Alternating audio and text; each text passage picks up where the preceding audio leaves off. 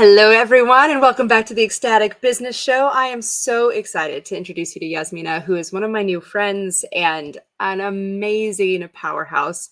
I think one of the things that I love best about Yasmina is both of us started as really awkward, introverted humans who have now become known for being extroverted, connected humans. And it's just such a hilarious journey of transformation that I am so excited to introduce you to her. She is the founder of Maverick NEXT, working with some of the most amazing up-and-coming entrepreneurs under 30.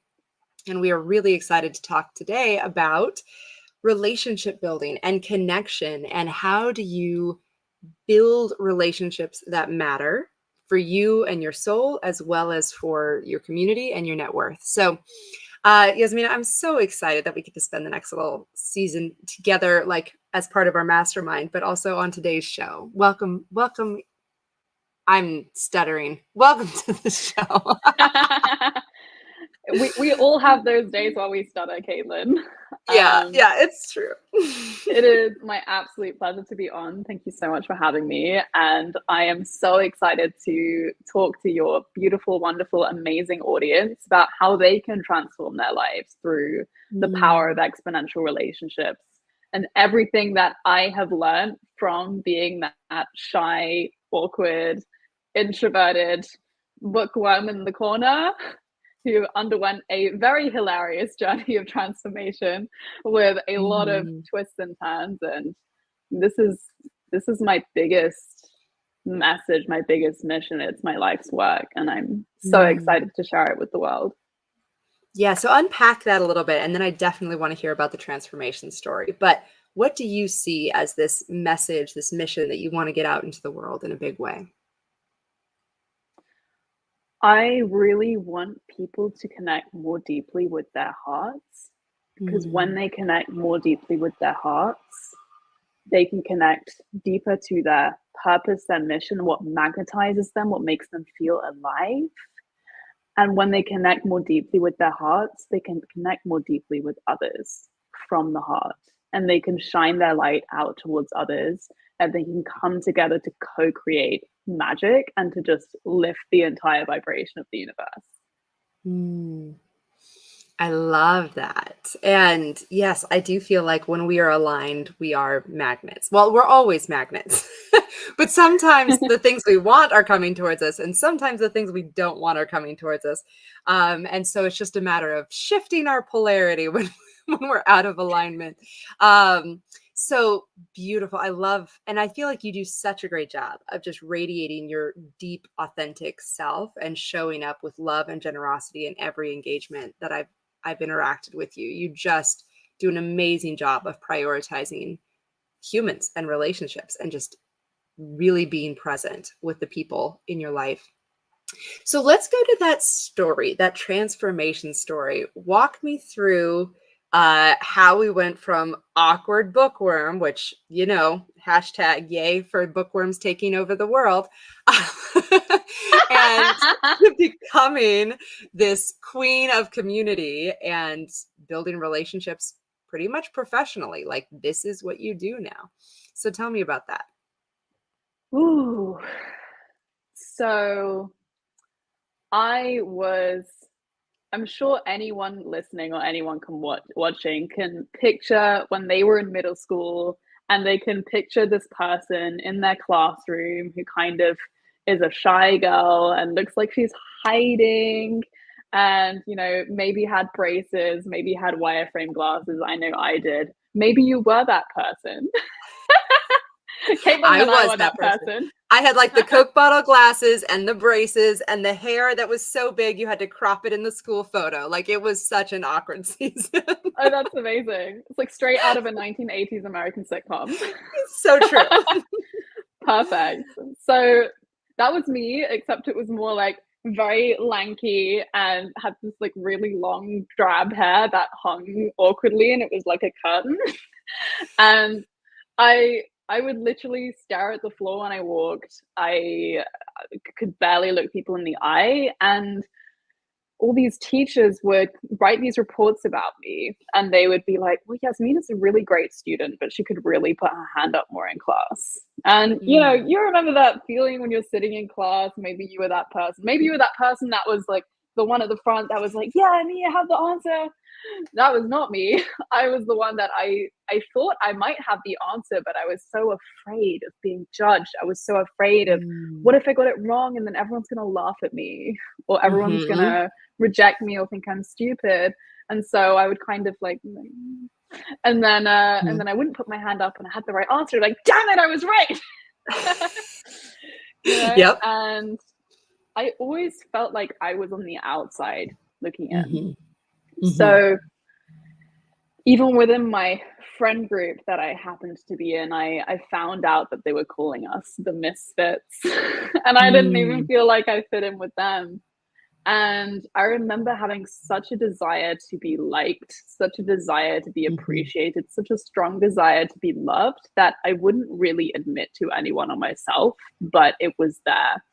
And I remember one day, I think I was 13, and I saw a Rubik's Cube. And I was like, wow, that's really cool and impressive. If I learn how to solve the Rubik's Cube, then people are going to be impressed and they're going to want to be my friend.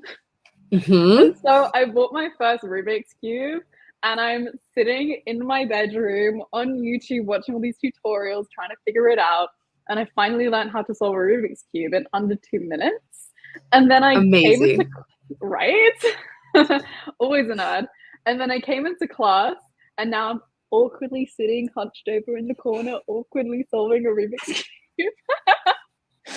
So as you can probably imagine, it did not make me any friends. This brilliant thing that demonstrates that you're more intelligent than the rest of the class. This did not work as a strategy. Well, I did accidentally start a trend. You cannot make this up. All the nerds in my year group saw what I was doing. And so they brought in their own Rubik's Cube for the next week. And they were bringing trendsetter for the nerds. You know what? I'll take it. Yeah, I love it. Own that today. I want to continue being a trendsetter for all the little nerds out there. I love it. And send them so much love for that nerdiness and that quirkiness. Oh yeah. And I even remember, you know, within my friend group at the time, I remember being in year 10, like 14 or 15, and I was so excited that some of my friends were going to be in the class with me. And I remember we were sitting in a row of 4 like this, all next to each other, and I'm on the very end, and I thought they were my friends, except every time at the beginning of the class when that was happening, before the teacher came in, when people are chatting, I see that my friend next to me has her back to me, and they're engaging in a group of 3 kind of conversation. I'm awkwardly leaning over, like, can I get into the conversation? And this would happen every single class. And I remember, I'll never forget how painful that felt, to feel rejected, to feel excluded, and to feel isolated. And if you take it back to evolutionary times, if you were the person in the tribe that was rejected, excluded, or isolated from the tribe, it was a very scary thing, because you were not going to survive. Die. You were going to die. So our brains still have that evolutionary wiring, which is why exclusion is one of the most painful things that you can ever experience. And so I would just kind of get a little bitter, and I would sit back in my chair and I would pretend to read literally pretend to read a book. So I just had something that I was doing, so I didn't look awkward sitting there by myself.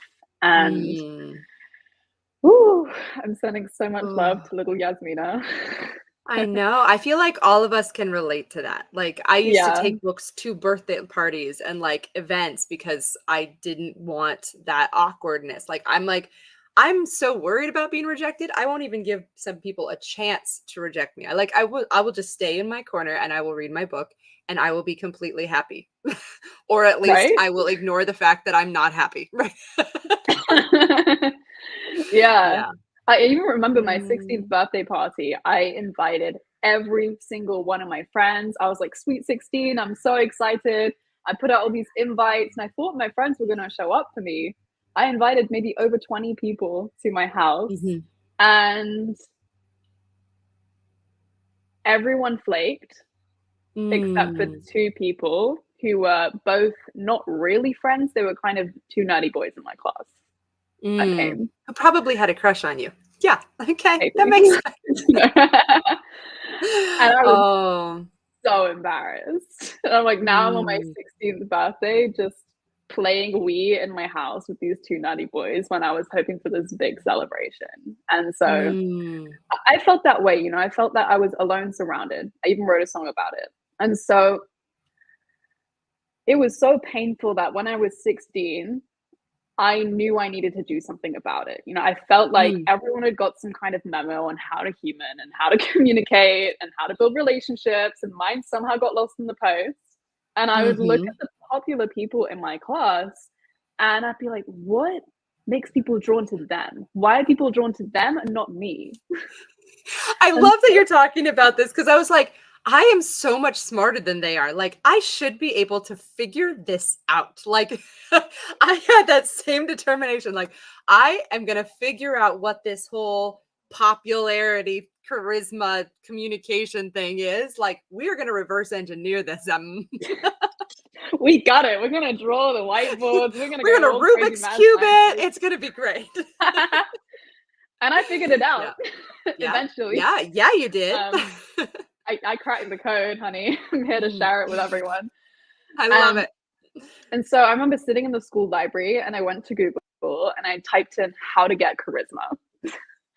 Because Mm. at the time, that's what I thought I needed. Now I Yeah. feel that charisma isn't the secret, but it's helpful. And that was what really triggered me to go really deep down the rabbit hole into social skills, human psychology, how to Yeah. people, everything related to human communication.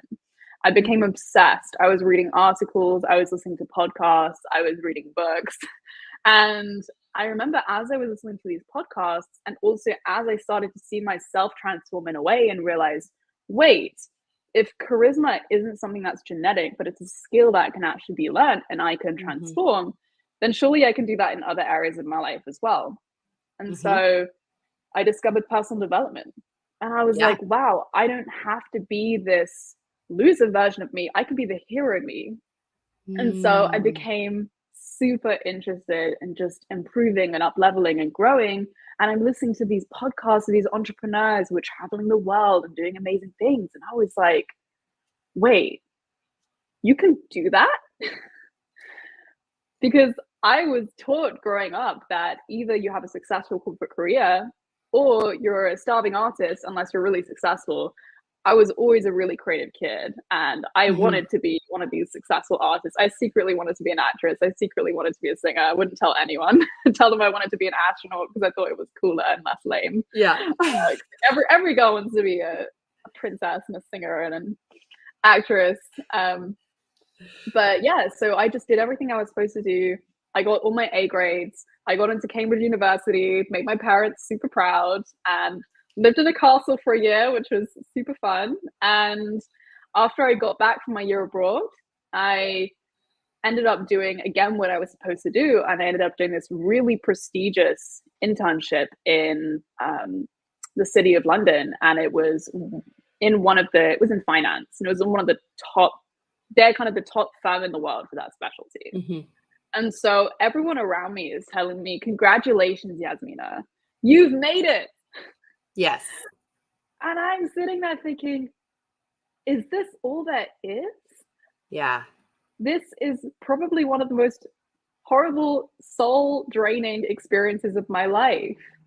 And what was Mhm. so sad was to see the amount of lost, almost, you know, in the purgatory passions and dreams, you know, people, their Mm. souls. They're like, you know, I remember speaking to one of my colleagues. I'm like, well, what would you want to do? She's like, well, I really like art history. I would be an art historian. And I'm like, why aren't you pursuing that? And she goes, well, I like money.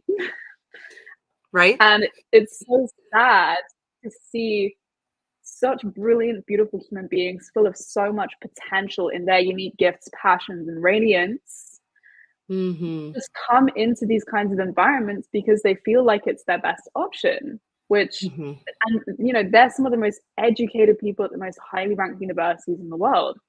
And it's really sad to see. And I remember everyone around me is like, thank God it's Friday, right? And I remember Mhm. this must have been a sign from the universe, but there was this senior manager on my team, senior associate, and I actually really respected her. She was a brilliant career woman. I kind of looked up to her almost as a mentor figure. She seemed like she had her shit together. And Mhm. every Friday afternoon for 3 weeks in a row, I would bump into this woman in the bathroom on the Friday afternoon. And every single week, those 3 weeks, the conversation was the exact same. And it went something like this. Oh, so what are you up to this weekend? Oh, well, I'm doing all this fun, adventurous stuff, blah, blah, blah, blah, blah. Oh, yeah, oh, shame we got to go back on Monday. And then every single week she'd look at me, she'd say the exact same thing. She'd go, welcome to adult life. And I'm 21. And I've done everything that I've always supposed to do. I did everything society told me to do. I got the best grades. I put my head down. I went to the best universities in the world. I got, more than one degree. Like, I did everything I was supposed to do. And I'm like, are you serious? I did Mhm. not make all the sacrifices that I made throughout my childhood, holding myself away revising instead of being out and playing, for this to be Mhm. my future to just go into another prison.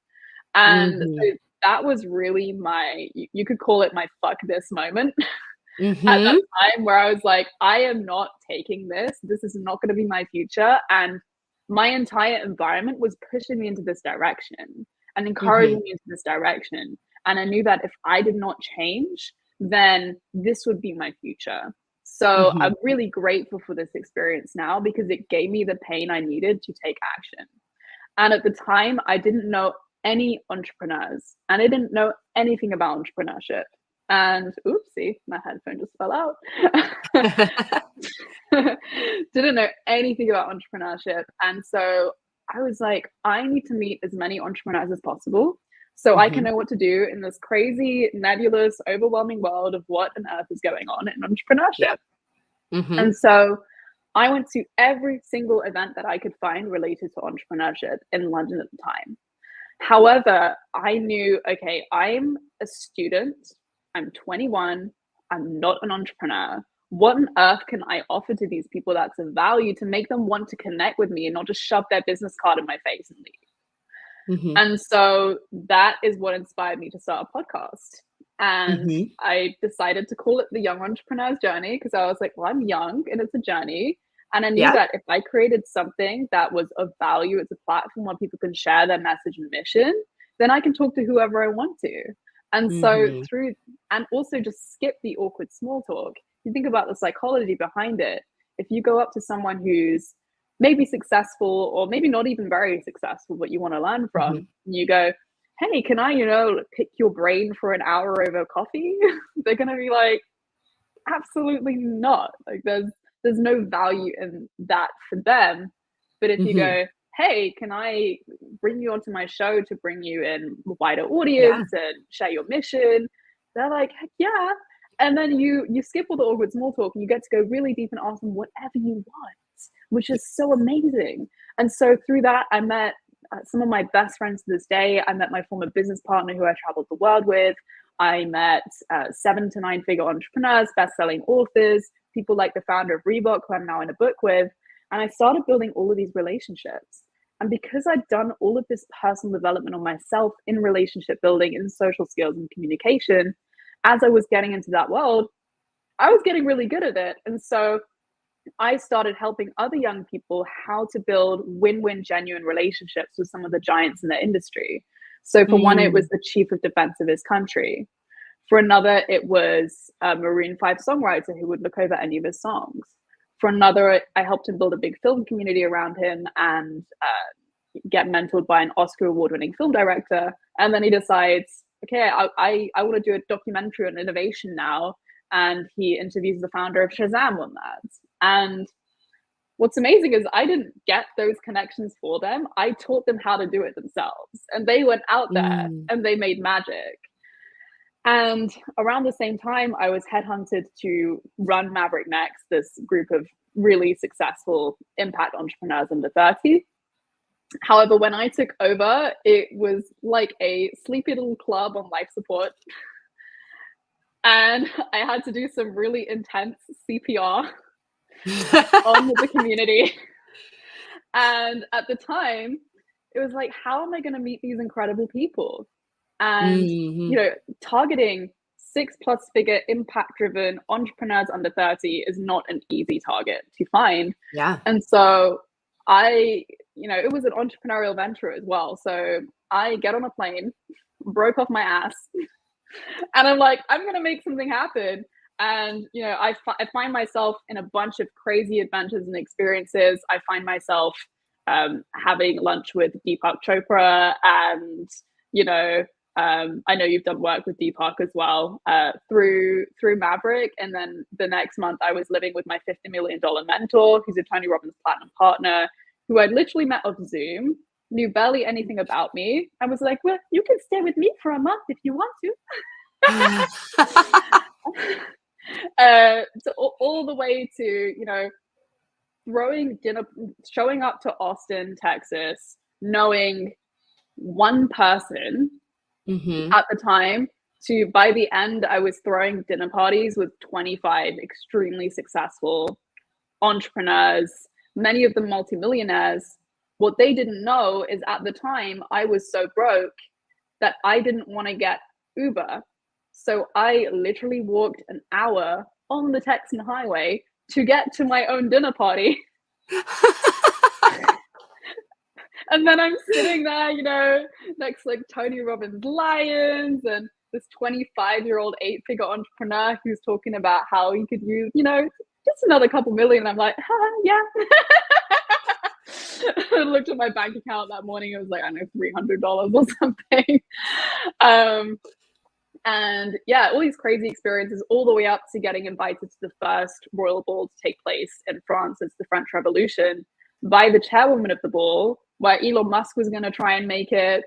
And there's philanthropists, billionaires. Before I know it, I'm being introduced to Her Excellency British Ambassador for France at her residency. Also feeling kind of like an imposter, like, what am I doing here in this high society world? The next day, I'm sitting in the Palace of Versailles, and the whole event was booked out for just this. The whole palace was booked out for this event. And I remember sitting in this beautiful dining hall with this, everyone's dressed like in Bridgerton. And I go down to sit down, and it's like, Miss Yasmina Ellins. And then I look at the name card next to me, and it's like, His Serene Highness Prince da-da-da-da. And I was like, wow. And this prince, he was young, he was handsome, he was beautiful accent, you know, really well established in his career. We lived in the same city. He's like an amazing salsa dancer, professional chef, world travel, all the beautiful things. I was having the ultimate Disney moment. And I was so sad I was a lesbian.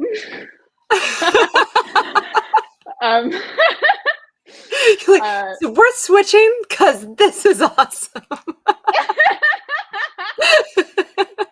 Oh, I love it. Yeah. And then all the way up to, you know, creating an impact award for these amazing young entrepreneurs under 30, to, you know, hosting that on Necker Island with Sir Richard Branson. And through relationships, I've gotten the most amazing opportunities, and it transformed my life, gotten into rooms that most people would never get into, and gotten all these beautiful things and opportunities for free from my network, where we're thought partners, we're collaborating. And a lot of people would listen to my story and they'd be like, oh wow, Yasmina sat next to Prince and she had dinner with Richard Branson and all these amazing things. But what changed my life wasn't those experiences. It's really cool to have those experiences. But what really changed my life was being on that journey with like-hearted individuals, where we can push each other up and co-elevate together. And the fact that when I was on Necker Island, it wasn't really about this whole like, oh my God, Richard Branson. It was more about I'm here surrounded by peers my age who are in their 20s, who are conscious, who are impact driven, where we'll call each other when we need it. When we're going through a tough time, we're there. We're there to spar new business ideas. We're there to connect. We're there to help each other out. We're thought partners. We're champions. We go on amazing adventures together. And the fact that we're having this experience together is extremely bonding. And so that is so beautiful that this, like, and it's sort of like a Cinderella story, right? It's just like, but not about the prince, right? What you fell in love with was yourself, right? What you fell in love with was the person next to you, right?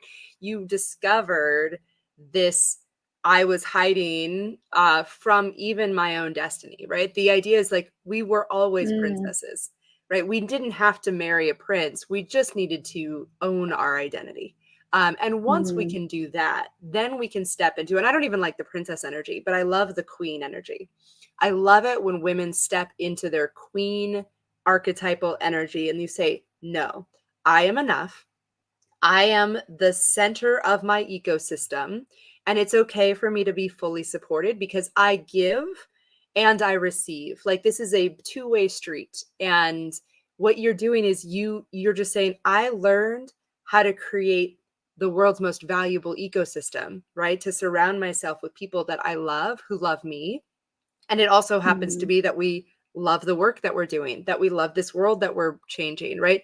That this thread of being your most authentic self and allowing that to be the thing that magnetizes opportunity to you is such a powerful realization. And you've been talking about these principles. I want us to unpack, because I do think people are like, oh my gosh, Yasmina, I would love to do this. I would love to orchestrate more opportunities. I would love to know how to set myself up to meet my moonshot person, right? So what are some practical suggestions, tips, strategies that as a female entrepreneur, we can start doing to start cultivating this network like you've done? Absolutely. So there are several. I'll start with the biggest one, which is a big mindset shift in how you view relationships overall. So something that I've realized over time and that I've been playing around with recently is this idea that there's 3 levels to relationships. Level 1 is what I call circumstantial connections. At this level, it's like you build relationships based on circumstance. So you happen to be in the same place or you're going through a similar experience and you're building relationships situationally, whether you sat next to each other in chemistry class growing up and were high school friends, or your college roommates, or you meet at basketball practice, or whatever it is. And at that level, think about me as in my story as a shy little kid. In my brain, I was going, I want friends. Yes. That was it. But there's no intention behind those relationships. It's just, oh, I have this relationship now, which is fine. But that's level 1. Level 2 is when you realize that you can use relationships to achieve something that you want. And then people get into transactional networking and also the status game, where in your mind, you're going, I network for success. And when they do this, it can work up to a certain point, but it's very transactional. It feels icky. It's not what can I give, it's what can I get. It's not 1 + 1 is 11, it's 1 + 1 is 2. It's I scratch your back, you scratch mine. And you can build business on this. You can get opportunities through this, but it reaches a tipping point to where it's not fulfilling. Right. And it also limits you. You think that this is what's going to get you to go to where you want, to your ultimate expansion. But the fact that it's transactional in its nature is there's already a ceiling on the relationship, because you're not allowing the person in front of you to be this magical being of limitless possibility. You're only allowing them to be a referral, a client, a sale, right. a potential business partner connection, a hot model, a celebrity. You're only allowing them to be that. And a really interesting story that I like to share is that illustrates this is that I met and hung out with this big super connector in LA for a few hours.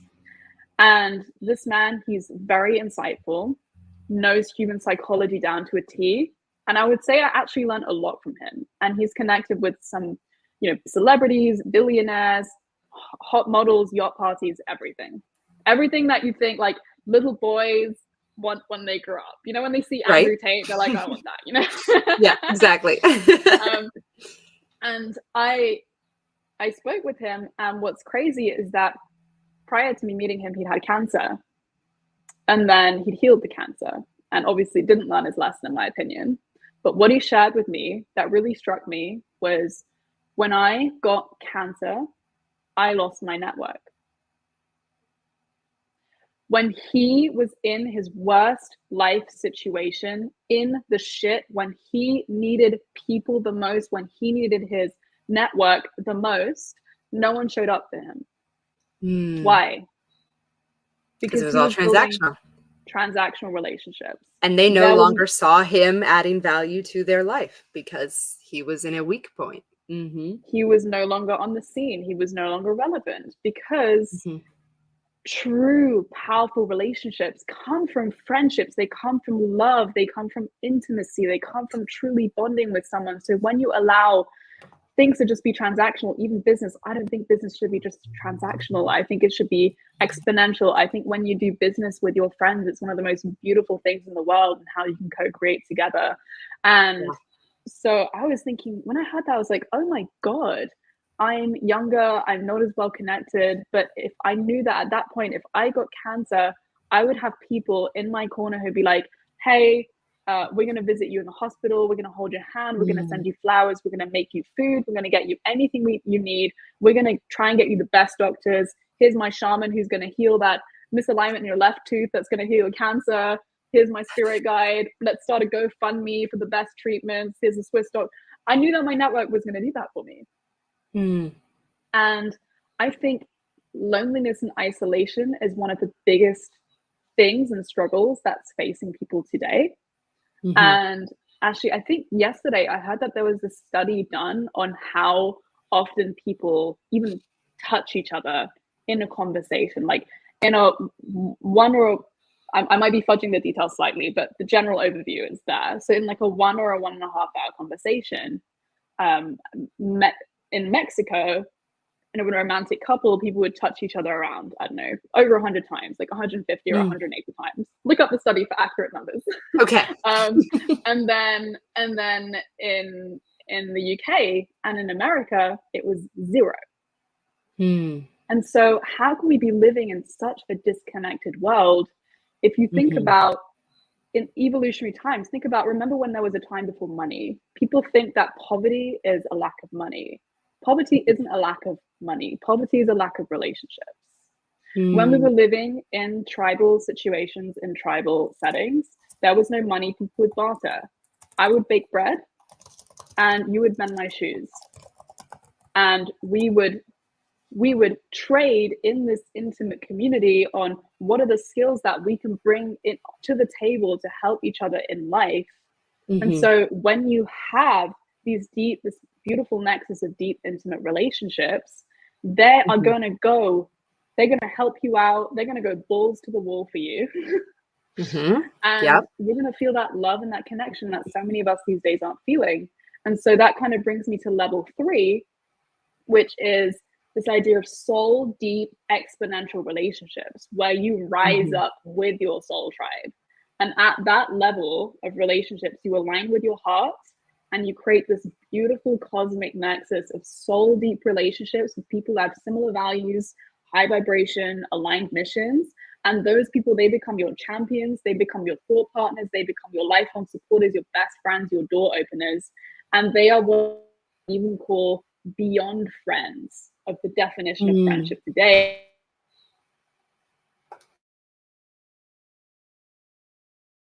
Exponential catalysts for each other's lives, and you are able to co-accelerate together and have love and wealth and abundance and opportunity.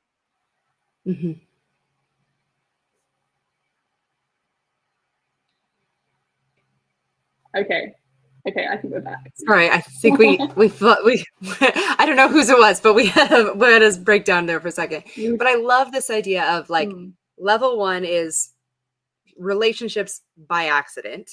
Level 2 is transactional relationships, and level 3 is like soul commitment, like relationships. And that, I think, to your point, not only is it the thing that we are most craving as humans, but I think to your point, when done with authenticity and love and grace and generosity, it is the thing that will exponential. Like 1 + 1 will no longer equal 2, it will equal 11, right? So this idea that there is, because the only thing that's truly infinite is the soul, right?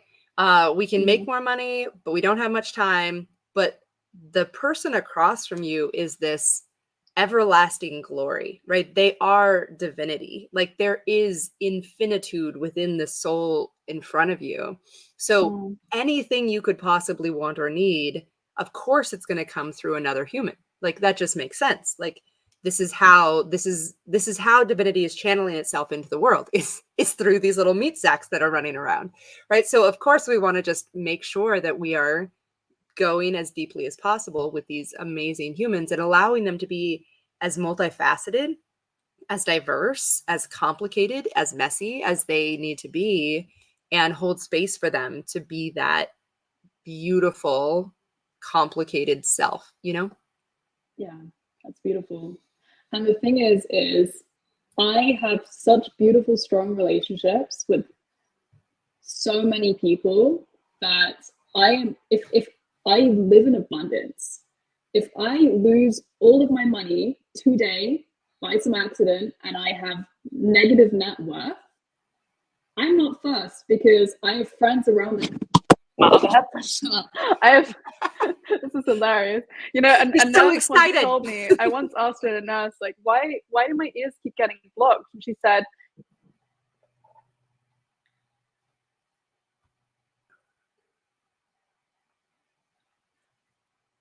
Oh, I lost sorry, the punchline there. So she's looking down my ear and she's like, you have such tiny ear canals. Nothing wants to stay in there. Exactly. Okay, so yes, going back to the point. Yeah. Apology. This is what happens when your live technical difficulties come up, and we just roll with it. I love it. Yeah. And so it keeps me on my toes. So what was I saying? Oh yeah, so like I've got this beautiful people around the world that are going to catch me, that I can crash with, that we're going to spar together, they're going to help me out, they're going to help me find what I need, and we're going to start a new business together or whatever it is. It's like I live in abundance and I'm not in fear of loss because I have such beautiful connections around me.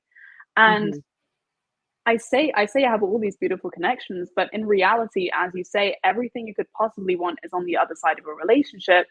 And you are just one exponential relationship away from your next million, meeting the love of your life, 10xing the impact and the mission you want to get out into the world.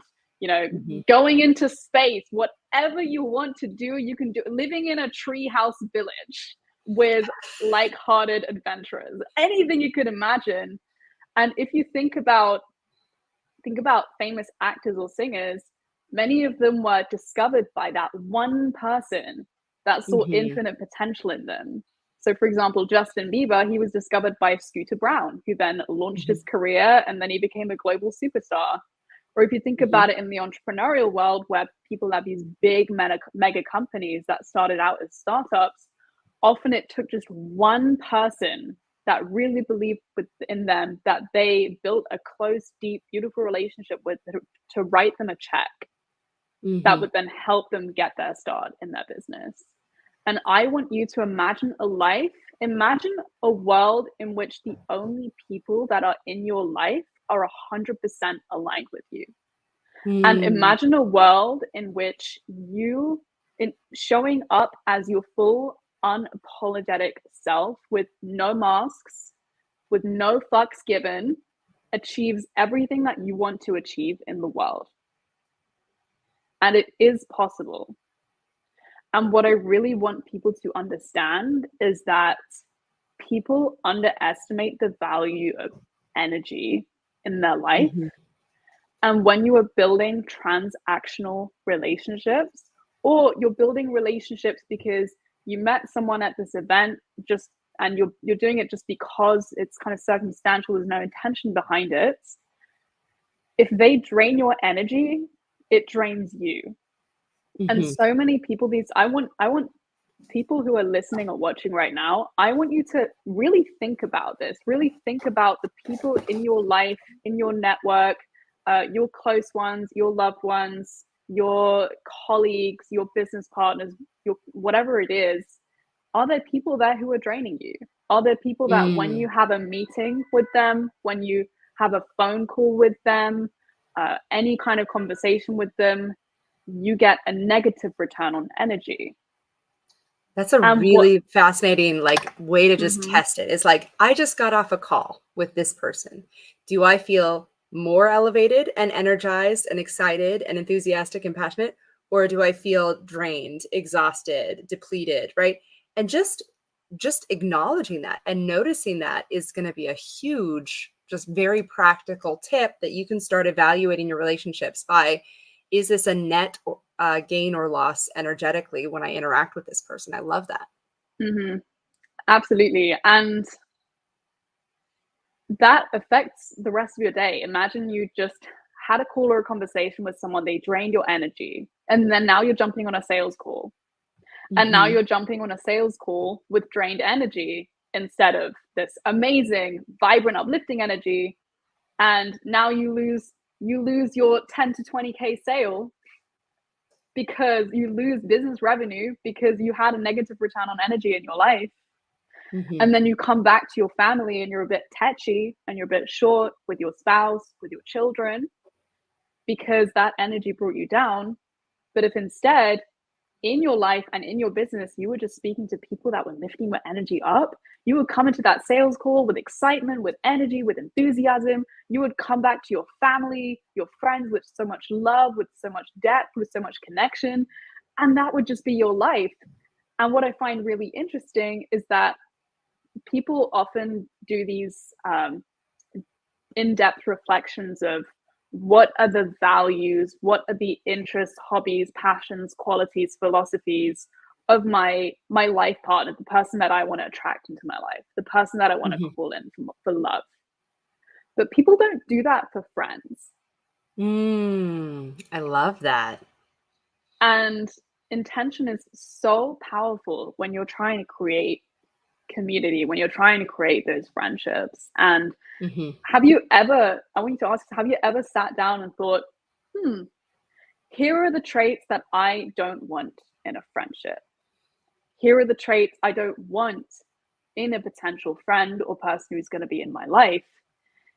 Here are the things that are going to make me walk away from this relationship. And so many people end up in what I call legacy friendships. And a legacy friend is someone who, if you met them, someone who is in your life because you have a history together, because you've spent a lot of Right. time together, maybe you went to school together, but there's someone But that if if you you met, met them today, you wouldn't restart the relationship. Yep, I get you it. would not build one with them. You got it. You got it, Caitlin. I think we all Um, have those, right? We're like, "Oh, yeah, yeah, I've definitely outgrown this person, but I'm probably still gonna take their phone calls because of that history." yeah, But yeah, what if you could just let it go, like, with love and yeah, gratitude and release? Mhm. yeah. And I think if you love someone, let them go. And also, I'm not telling you to now not be friends with the people that you love that you've grown up with. There are many beautiful people that can serve many beautiful different purposes in your life, Right. but it is on you to decide, okay, is it time to take some more distance now? Is it Mhm. time to put some energy somewhere else? Is Yeah. this serving my life? Is it taking away from my life? And it's on you to ask yourself those questions and make those decisions for yourself. Is this oh, we catch up once a year? You know, what is the level of intimacy and connection you want to build in certain relationships? Because Mhm. if you've filled your life with half relationships and you're investing in those, you're not allowing the space for these beautiful exponential relationships to come in. Yeah. And so Absolutely. sometimes a period of solitude to really get realigned and attract what you are looking to attract, to allow that energy to come into your life is what is needed. And I love how simple this setting your intention can be, because I literally did this at the beginning of the year. I was like, you know what I'm missing? I'm missing deep quality female friendships. Like, I have a lot of people that are really great, but in January, like, my whole life hit the fan. And I was like, I didn't even Mm. call my best friend. Like, the person I call my best friend didn't even call her. Like, she didn't know until 3 months later. And I was like, that's not a great sign. Like, and so I was like, Wow. oh, okay. So I did. I set that intention. Like, I want to be around women who are powerful, who are authentic, who are deeply aligned, who are spiritual, but not religious. Like, I did. I had this like picture in my head of like my perfect girlfriends. And then I joined Brandon's program. And it was like this fast track. And I think that's what's hard is like I can imagine somebody who doesn't have this really lovely deep network going, how do I even begin? And so what I love about setting the tension is just make it a priority. Just say, I want to start being intentional about cultivating exponential, deep relationships with people that I genuinely love and care about, who genuinely love and care about me, and just allow the universe to start orchestrating that because it can happen overnight. You could literally walk to the grocery store and meet your next amazing exponential friendship. And so it all starts with setting the intention and then looking for the opportunities, because your brains are amazing opportunity finding machines. If you tell them what they're Mhm. supposed to be looking for, they will find it. And so I just want to personally attest to how quickly, almost overnight, just speaking this desire can be, and how that comes back to you. Um, like it's so powerful and it's amazing. I love this. Okay, Mm. any last like practical tips? Like, okay, if you want to get this started, you want to start taking these relationships seriously, we're going to set the intention, we're going to visualize who that person is, we're going to commit to investing in these new relationships. What's something else that people can be doing to really start jump starting this experience, this new experience of relationships? There are a few things. So, what's so beautiful is that once you have defined who you want to connect with, it becomes a question of who do I need to become Ooh, to yeah. attract those kinds of people into my life? Hmm. Are there some behaviors that I need to stop? Are there some behaviors that I need to want to grow into? Do I need to learn to be more unfiltered, more unstifled? Do I need to learn to honor my boundaries? Do I need to learn to stop people pleasing? Do I need to, how can I evolve within myself to become that person that when you want to attract those relationships, they meet you and you're their dream friend? How can you become the dream friend as well? Mm, And mhm. what I would say is, even before you think about who are the people I want to connect with, people often say, be yourself. Mhm. And I would say that be yourself is the best advice and the worst advice you can give someone. Here's why: most people don't know who they are. Right. So, how can they possibly be themselves if they don't know who they are? Right. And so, Exactly. when I start working with someone on this, the absolute first thing I have them do before we do anything else is really go in and really reflect on what is my most magnetized vision for my life? What Mm, sets my heart on fire? What lights me up more than anything? And what do I want my career to look like, my mission? What do I want forget practicalities, think about the dream. What do I want my dream relationship to be? Where do I want to mhm. live? Like, who am I? What do I believe? What are my deepest foundational values and philosophies? And really going deep on that, because when you are conscious of who you are and your most magnetized life and vision, you're able to communicate that with other people, and you're able to magnetize them from this beautiful, excited, happy, Yes. soul-giving energy. And so I would get really clear on that even first. Mhm. And like, get super clear on your desires. If I were a super villain who ran the world, what would I do? I think I love that. sometimes going to the dark side is what is needed Mm, as well to that's so really fun. unlock, right? But when you have that clarity on who you are, what you want, what your mission, what your vision is, then suddenly these beautiful opportunities are going to pop up. I was working with a client on his vision, and he'd written down in his vision, I'm interested in exploring the space tech industry. And I remember reading that and thinking, wow, that looks so boring. Like, that doesn't light me up when I read that. So I asked him, so, hey, what's your little boy dream for space? When you were 5, what was your dream for space? And he goes, I wanted to build a space station or a space Mhm. colony. And I was like, amazing. We're going to delete that boring ass sentence and replace it with, I want to build a space station. Mhm. And literally an hour later, he sends me the most excited WhatsApp voice message, and he's like, oh my God, Yasmina, you're not going to believe this, but I just got reached out to by Jeff Bezos's space company, Blue Origin, to be an advisor for them. Yeah, And that's how fast it can happen. that's how fast it can happen. Like, power of Yes. intention, power of your magnetized vision. And as I've been, we spent, I think, 2 months kind of, or 1 month kind of living together recently. And as I watched him move through life, and I watched him share, oh yeah, I want to build a space station, or these, oh, I want to go to this, retreat in Mongolia, whatever it is. He started making connections around literally his dream mentor wants to go to the exact same retreat. And when I had him not talk about his company that he's not interested in, but his community that he's really passionate about building, and speak about that to successful entrepreneurs, his dream mentor literally became his mentor through Mm, that attraction. And now they might be organizing this big trip together because he was amazing. clear specifically on what he wanted, specifically the adventures he wanted to have with his friends, specifically what he wanted to call in. And then passion is such a powerful force. When you can move through Yes. life and be passionate about something, it doesn't matter. You could be so passionate about algorithms or so Yeah. passionate about the most nerdy thing.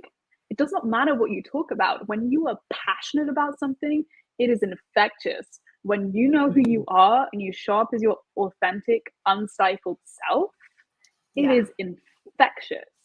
And Mhm. as you move through the world, you are going to attract the most beautiful people into your life you're never going to have anticipated. Yeah. I love that. That is so Mm. beautiful. All right. So, Yasmina, how do people connect with you? Because I know that they want to. And you just said, I want to connect with other amazing, exponential, beautiful humans. So, where can they find you? Absolutely. I would say the best place to find me right now is on Instagram. My handle Okay. is at Yasmina Ellins. So YASMINAELLINS. And yeah, Beautiful. I would drop me a message. Let me know what you thought. If you had any takeaways, if you implemented everything, if you got some really cool results, I would absolutely love to hear it and connect. So yeah. Absolutely. I'm writing down that prompt. If I were a supervillain and took over the world, this is what that would look like. Like I am going to enjoy that journal prompt so much. I can't I wait to hear love what comes out. this. All right, darling. Well, I am sending you a big hug, and I can't wait for us to build some exponential like dreams together. I think this is going to be so Mm, powerful, and really excited to see where you continue to grow and evolve in your mission to help people magnetize their true selves and kind of change the world through relationships. I love it. Thank you so much.